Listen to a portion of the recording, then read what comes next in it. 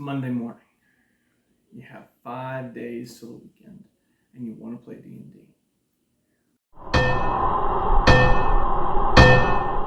Or maybe your party doesn't meet, but every other week or once a month.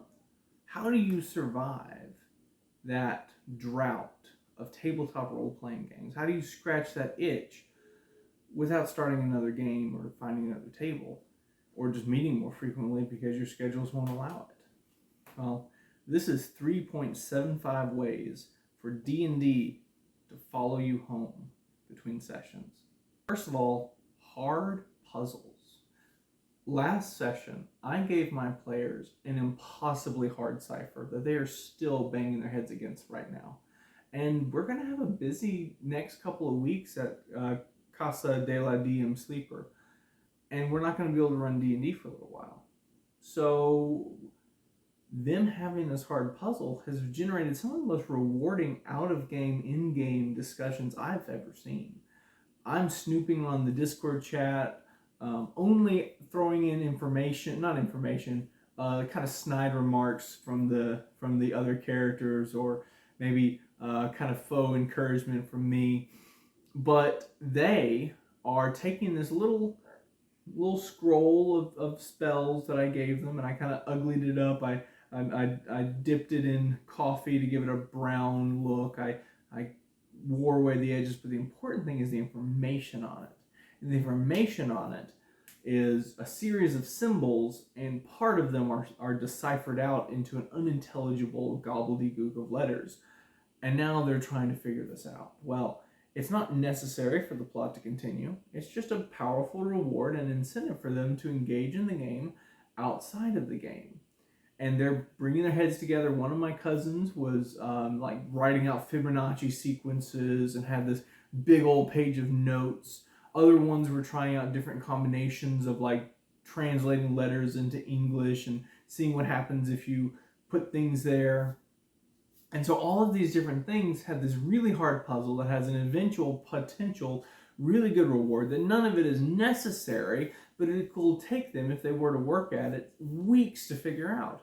And that's the amount of time they have.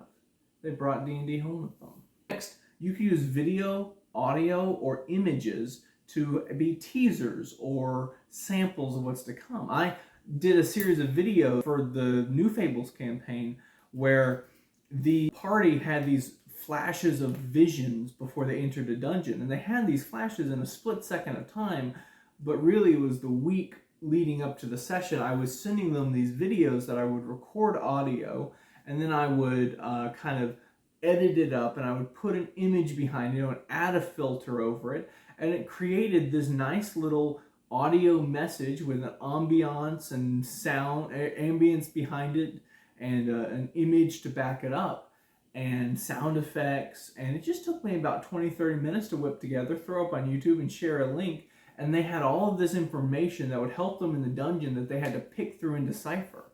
Other things I've done is I've created little flyers, like flyers advertising a campaign, but only sent it to individuals who are going to be in the campaign. Hopefully I have a picture of it right here for y'all to see. But stuff like that can get people excited about the game and get people engaging with the game outside of the game. Another thing you can do is one-on-one sessions. I did this with my wife when her character, really two characters, who were cursed to inhabit the same body, and they would kind of switch back and forth who was running the show, and when it was one, they would appear as that person, and then if something were to happen, it's traumatic enough, they would switch over to the other. And so this set of characters had the curse removed. Unfortunately, that meant that the soul of the one who wasn't in charge at the time was ripped from their shared body. And I told her, for the first time in months, you are left alone in the silence of your mind. And we ended the session there. She hated the wizard that cured the curse. She freaked out in character, not my wife. But then my wife and I, we had a one-on-one session where that character, the cast out one, the one who was no longer having a body to inhabit, was able to work his way through the space between spaces to find his way back to really his home, to the mind that he shared, to the body that he shared, and was able to cling to existence in that way through a one-on-one session. And now that's not for everything, but one-on-one sessions light, they don't have to be full-on role play with dice and dungeons.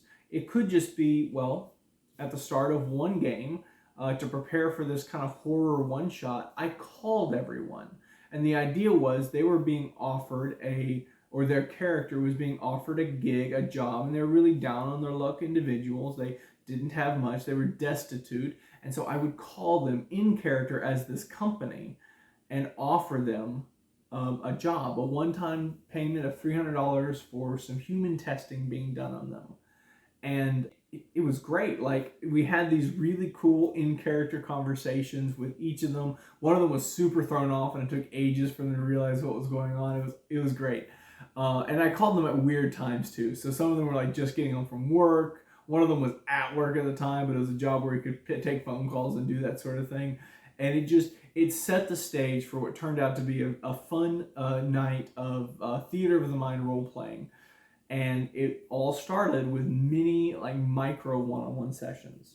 Next, you can have a Discord setup where your players can talk about their characters and about their plans. And that's going on right now in our Discord. Throughout the week, people will talk about their characters, they'll make plans for what they want to do next. And me as a DM, I'm just a fly on the wall watching them do what they do. I get to just sit back, relax, and take the things they talk about and turn it into my plans for the future.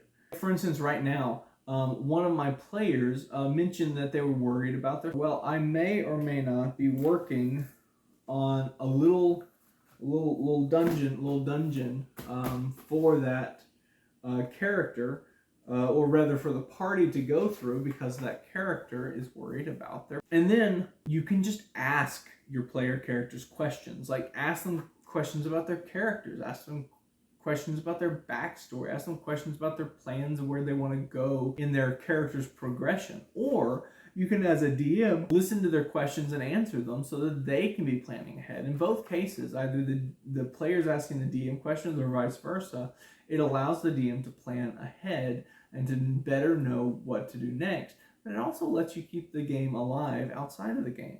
And then finally, for 3.75, any combination of the above, be it a one-on-one session told through videos and images, like an augmented reality or alternate reality game, or a really hard puzzle accompanied by in-character conversations through Discord.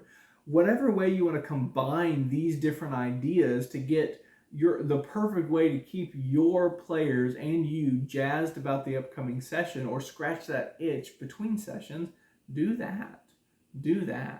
I've been DM Sleeper, and this has been Campaign Craft. I hope this helps you craft your campaign and keep the fun alive between sessions.